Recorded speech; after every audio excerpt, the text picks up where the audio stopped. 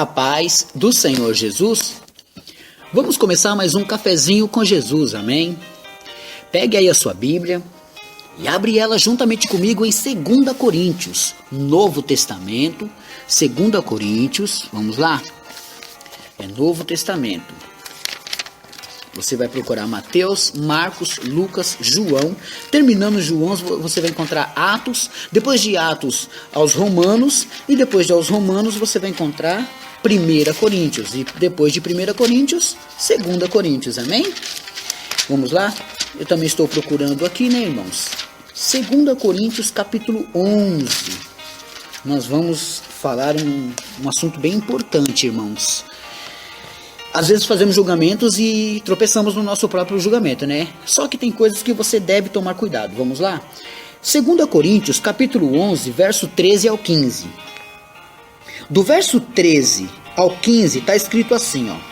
Porque tais falsos apóstolos são obreiros fraudulentos, transfigurando-se em apóstolos de Cristo.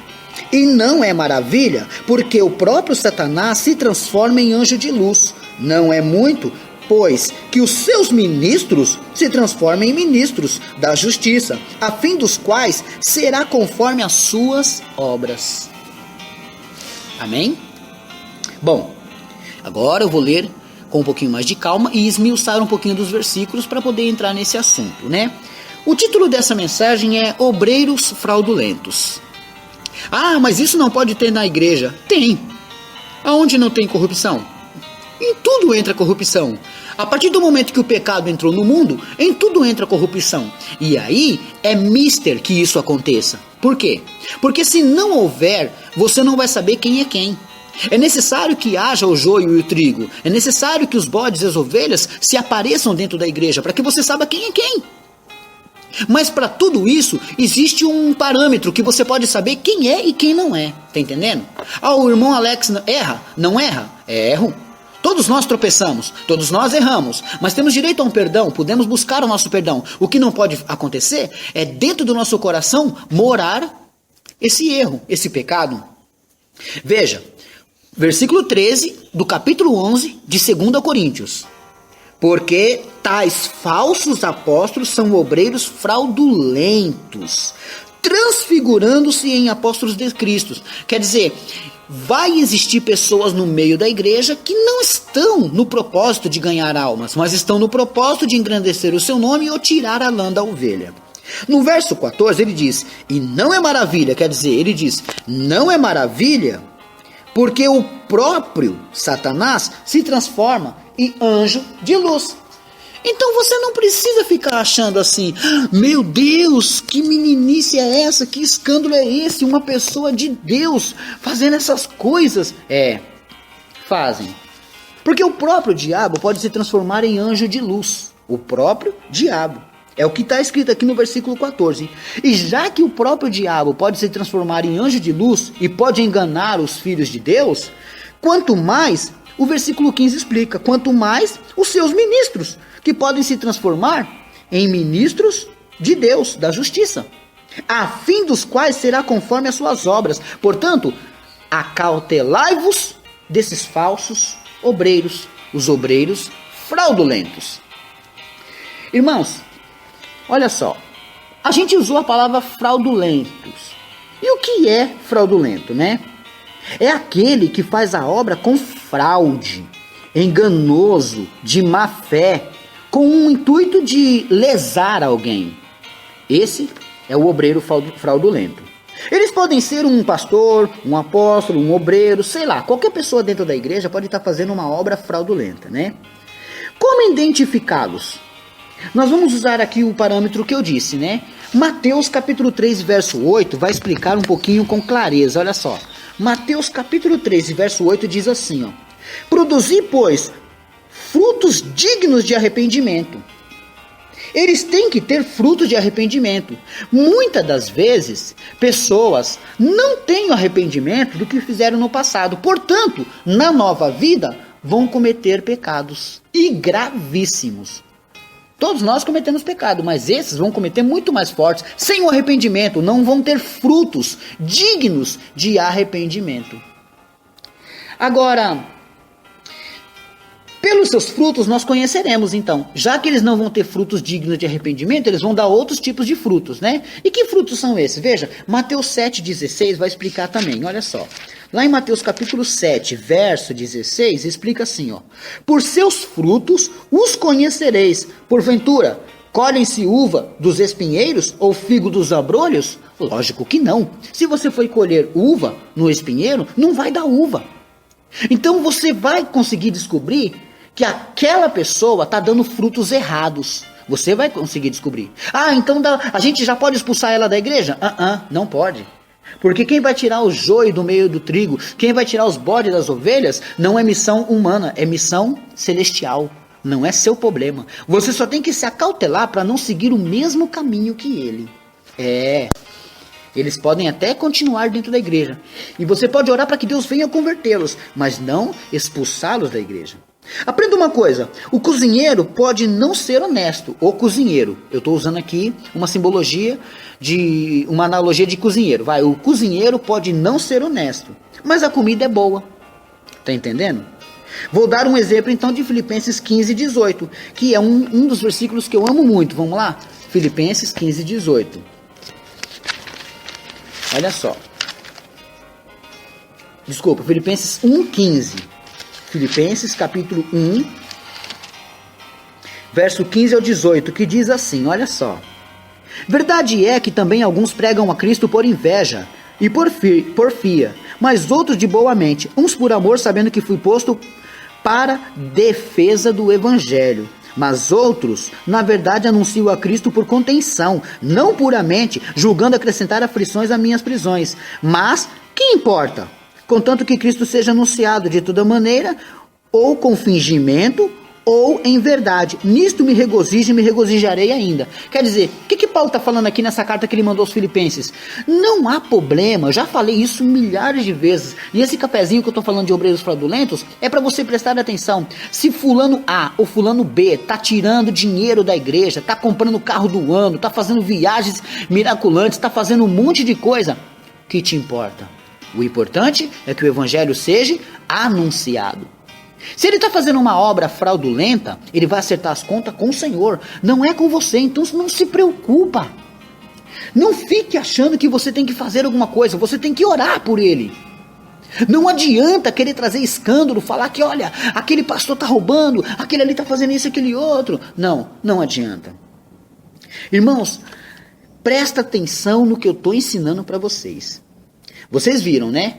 A comida aqui de Filipenses capítulo 1, do verso 15 ao 18, explica muito bem que a comida, que é a pregação, é santa. Mesmo que os cozinheiros que estão servindo, mesmo que os garçons estão servindo, não prestam, estão errados, estão fraudulentos, não interessa. Eles vão acertar as contas com Cristo.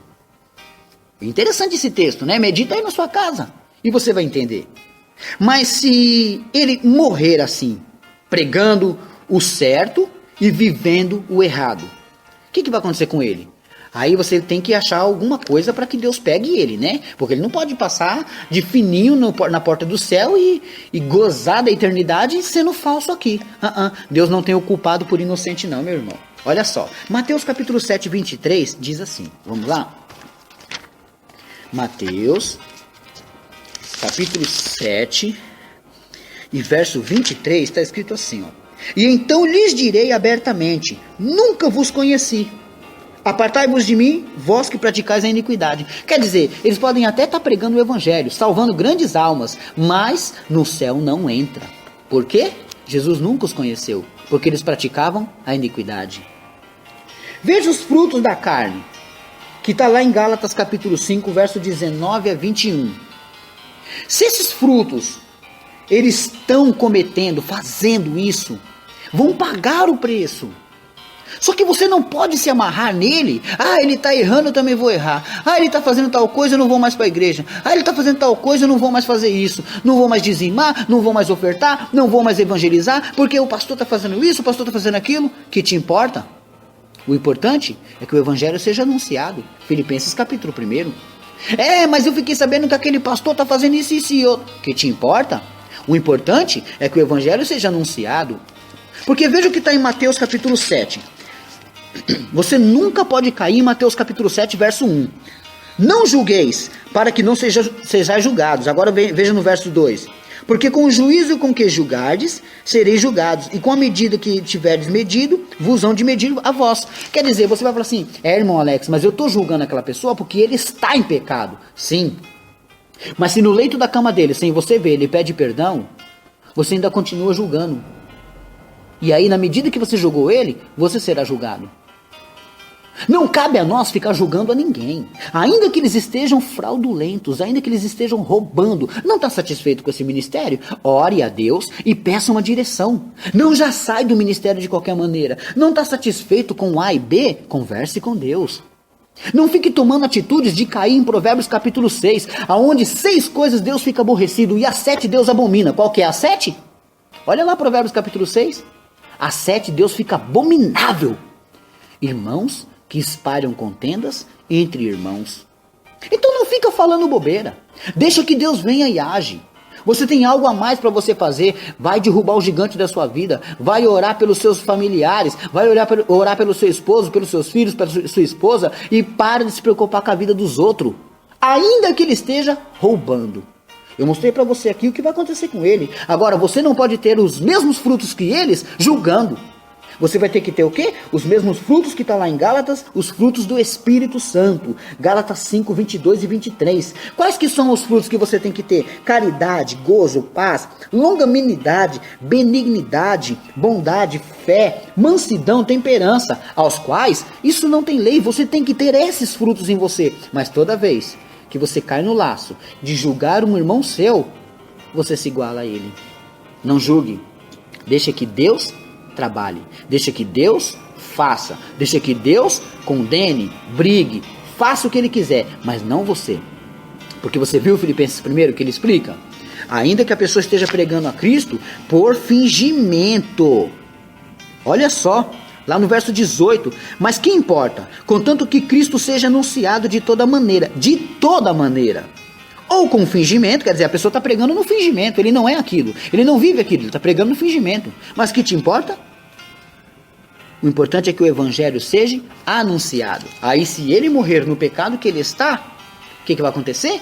Ele será rejeitado na porta do céu, quando Cristo olhar para ele e falar, apartai de mim porque não vos conheço.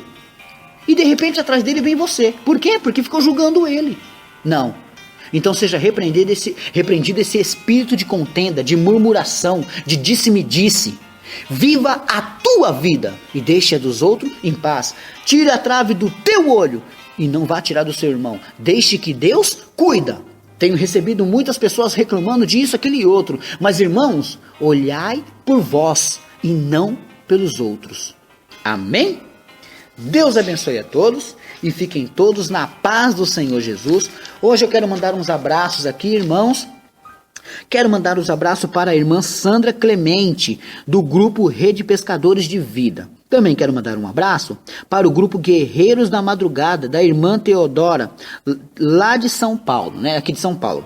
Também quero mandar um abraço para o grupo As Mulheres da Tarde com Deus, Igreja Ministerial Nova Vida, lá de Anápolis, Goiás, do pastor Ediomar Coutinho e a irmã Gláucia, lá de Goiás também. Também quero mandar um abraço aqui. Aqui vai um abraço, irmãos, para minha irmã Jane, da Espanha, semeadora do cafezinho lá na Espanha, Também quero mandar um abraço para a irmã Ellen, lá da Espanha. Quero mandar um abraço para o Jones, da Igreja Batista Fundamental de Catalão, Goiás. Também quero mandar um abraço para a irmã Socorro, de Cabrobó, lá de Pernambuco. E da terra do meu amigo Adriano, E seu grupo de família Valdemar e Carmélia. Também quero mandar um abraço para os meninos de ouro, lá de Estreito, Maranhão, meus amigos, a dupla Jason e Josiel. São músicos, são talentosos, São uma bênção de Deus aí, os músicos Jason e Josiel. Aí vai meu abraço a vocês, Às vezes demora porque é muito pedido, mas acaba chegando. Quero mandar mais um abraço para a irmã guerreira Rosana, lá do Pará. Amém? Também quero mandar um abraço para o grupo Ministério Rede Feminina de Vitória, de Mearim, Maranhão, e a minha irmã Shirley de lá. Também quero mandar um abraço para o grupo Peniel de Limeira e o irmão Gilson, lá de Minas Gerais. Deus abençoe a todos e fiquem todos na paz do Senhor Jesus.